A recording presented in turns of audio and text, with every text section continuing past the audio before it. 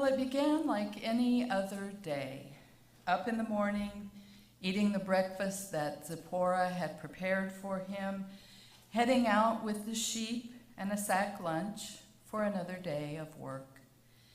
It was, I imagine, much like most of his days since coming to Midian and marrying into the family of Jethro, the priest of Midian.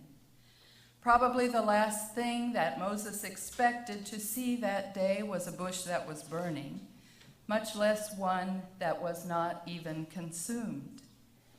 But no more had Moses reached the mountain, Mount Horeb, the mountain of God, than the day changed radically.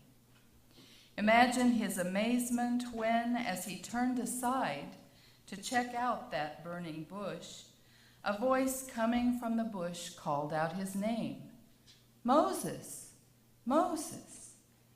It was precisely in those very ordinary circumstances of his everyday existence that God chose to reveal God's self to Moses. Scripture seems to indicate that it was precisely because Moses turned aside, because he noticed the bush out of curiosity to see it, that God called him out of the bush.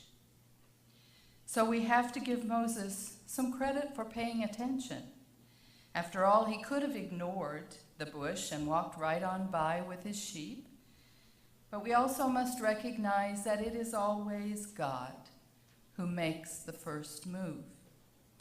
The theologian Catherine Lacuna expressed it this way: one finds God because God has already found that one. Anything we would find on our own is not God. The God who tells Moses to take off his sandals because he is walking on holy ground, the God whose very presence transforms the ordinary into the sacred, the God who is mystery and transcendence beyond our feeble understanding, is the same God who stoops down. Don't you love that image? Stooping down like a mother stooping to embrace her child, like a shepherd scooping to lift up a lost lamb. So God stoops down to be with and to liberate the Israelites who are suffering as slaves in Egypt. God calls Moses to help with this intervention, revealing God's self to Moses, saying, "I am the God of your father, the God of Abraham and Sarah, the God of Isaac and Rebekah, the God of Jacob and Rachel." Scripture didn't even actually include the women, but I believe they belong in that list. And Moses hid his face because he was afraid to look at God. Moses, the outlaw from the land of Egypt, the herder of sheep, the husband and father, is suddenly called to a new vocation, to be God's person in confronting the powerful Egyptian Pharaoh and in leading the Israelites out of Egypt. And yet, it's not a vocation for which Moses is totally unprepared. As you will remember, he was raised in the Egyptian court as the adopted grandson of the Pharaoh himself, and educated as a prince of Egypt. Moses was no stranger to the ways of Egypt. But he was also nursed by his own mother for the first several years of his life, and undoubtedly heard the stories of his own people in the cradle songs that she sang to him. Something of those years must have stuck with him, because we know that he killed an Egyptian taskmaster rather than stand by as he was beating one of Moses' own countrymen. Moses seems to have had a strong self-identity as a Hebrew in spite of his upbringing. One might say that Moses' entire life had prepared him for the vocation to which God was now calling him. Nevertheless, Moses was, shall we say, less than enthusiastic about God's plan for him. Who, me? He asked, and he begins to put up pretexts for not responding to this call from God. Who am I that I should confront Pharaoh and lead the Israelites out of Egypt? I'm not your man here, God. And how am I supposed to tell them that you sent me and give them all this great news? And they're very skeptical. You know, they might ask me, just who is this God who sent you to us? What's this God's name? What shall I tell them? It sounds like pretense. It sounds like an innocent, even reasonable question to ask, right? It isn't, actually. It's a kind of power play that Moses is doing here. A subtle one, to be sure, but a power play nevertheless. You see, in ancient times, and even today in some cultures, there was power in the name. Names were believed to reveal the very character of the person to whom they were attached. And to know someone's name was to have a certain power over that person by virtue of knowing his or her character, which is what makes God's answer so perfect. I am who I am, or I will be who I will be. By answering in this way, God is saying, in a sense, don't try to put me in a box of your making, Moses. I'm free to be who I am now and who I will be. I believe that what God is saying is that you can't really know God, who God is, unless you're willing to sign on for God's mission in the world. And of course, we know that in the same way, all of Jesus' I am sayings to his followers reveal his identity as God incarnate. As we know, Moses finally does go to Egypt, confronts Pharaoh, leads the people out of Egypt into the wilderness and to the very edge of the promised land. Moses has learned who God is only by following God on the path set for him and learning firsthand the nature, purpose, and truth of this God by experiencing God with him. But it doesn't stop or even begin, really, with Moses. From Abraham, who heard God's call at an advanced age, through the prophets and priests of the Hebrew Scriptures, to the New Testament followers of Jesus and the apostles, and right up to today. This is the way it is. To know God is to go with God. Faith is a participation activity. We can't just sit on the sidelines and expect to really know God. We have to follow Moses' example. Take a risk.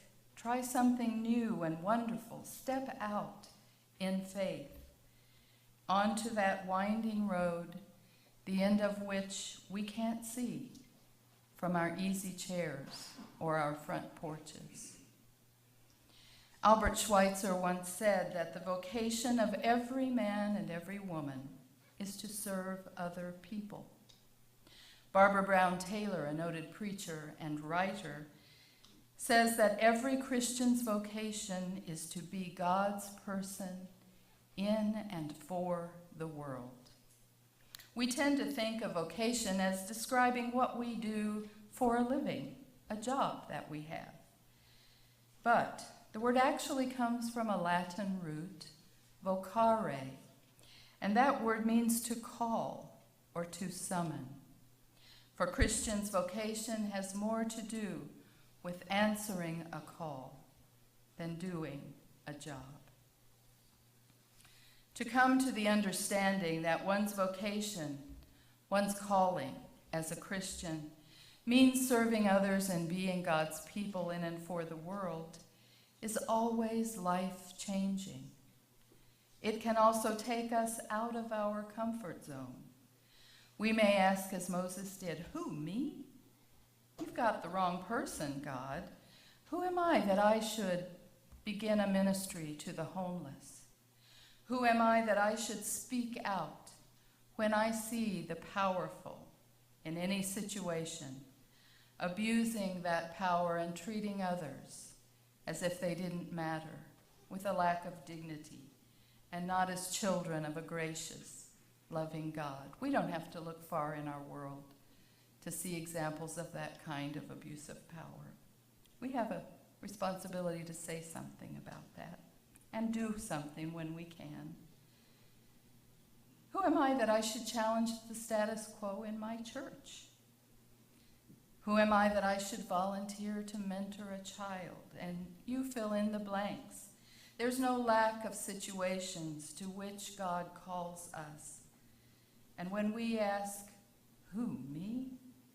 God's answer is always the same as it was to Moses: "I will be with you." Become a servant to my children, and I will be with you. Become my person in and for the world, and I will be with you. God's call may sometimes happen in a very dramatic way, as the story that we have of Saul on the road to Damascus. But more often, it seems to happen in the ordinary, the everyday, like Moses. God can use a scrubby bush in the wilderness. God can use thoughts that seem to come to us out of nowhere, or the words of a friend or mentor. God can use something we have read, or something in a news report. God's call is not limited by what we believe we are capable of. God may call us many times throughout the course of our lives. Call us to faith.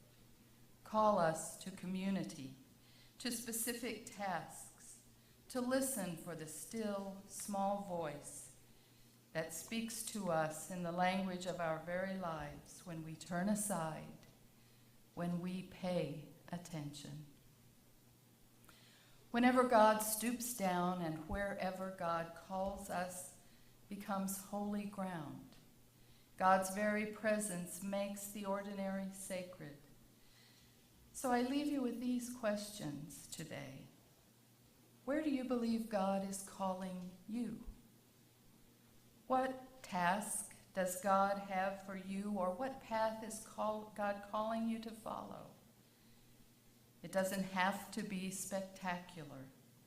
Even the smallest gesture, when done in faith and love, becomes significant and can even change someone's world. God uses ordinary, frail, fallible human beings over and over again to do extraordinary things.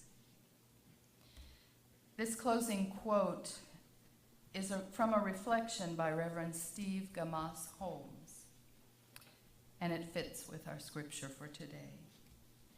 And you, what burning bush have you seen? What work are you doing? What energy are you following? How have you taken up your cross and followed the one who knows our pain, the one who hears, the one who delivers? That's the end of the quote. We can depend on the promise of the one who is the great I am who I am who I will be. The very same promise given to Moses. I will be with you.